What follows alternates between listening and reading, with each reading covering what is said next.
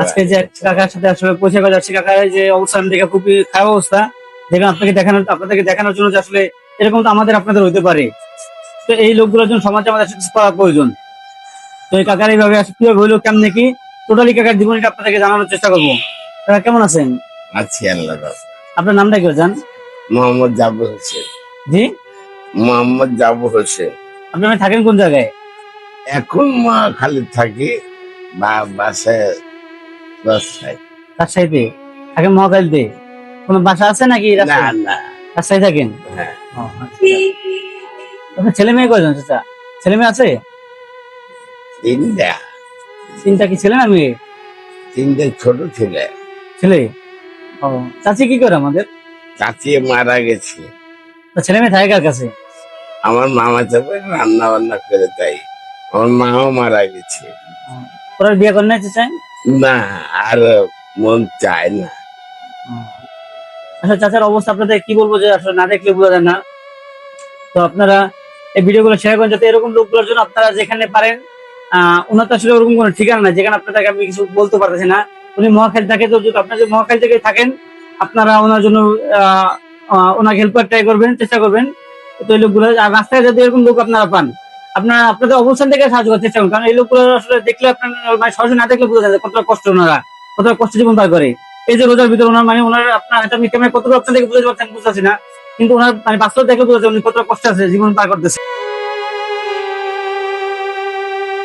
মানে যদি কেউ জীবিত অবস্থায় মৃত্যু স্বাদ কোনো কথা মনে হয় যে এরকম লোকগুলো না থাকলে বোঝা যায় না যে জীবিত অবস্থায় মৃত্যু স্বাদটা কিরকম, কত কষ্ট জীবন। তো চাচা এটা কতদিন ধরে এরকম হয়েছে? এইটা 18 বছর হইলো।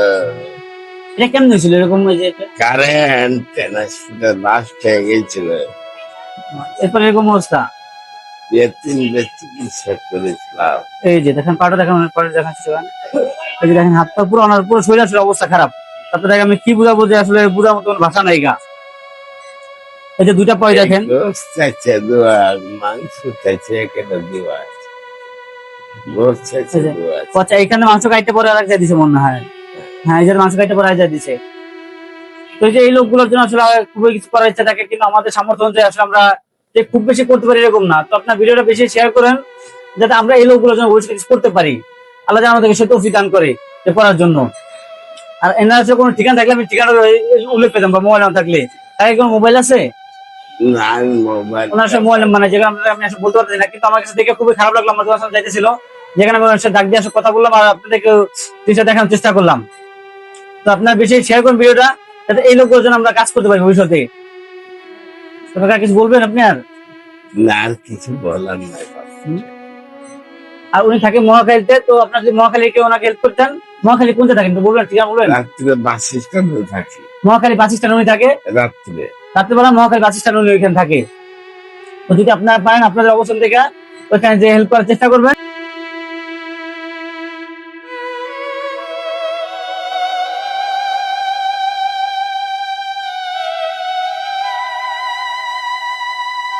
তো এই তো আপনাদেরকে দেখাইলাম, আসলে আর কিছু আমার আসলে বলার মতো আর ভাষা নাই আর কি বলবো না জন্য। তো আপনারা আপনাদের অবস্থা থেকে ভিডিও শেয়ার করুন যাতে এই লোকগুলোর জন্য, বা যারা একটু প্রভাবশালী থাকে, যারা যারা যারা দেশের বাইরে থাকে, যারা ভালো অবস্থা থাকে, তারা যেন অন্তত এই লোকগুলো সাহায্য করে।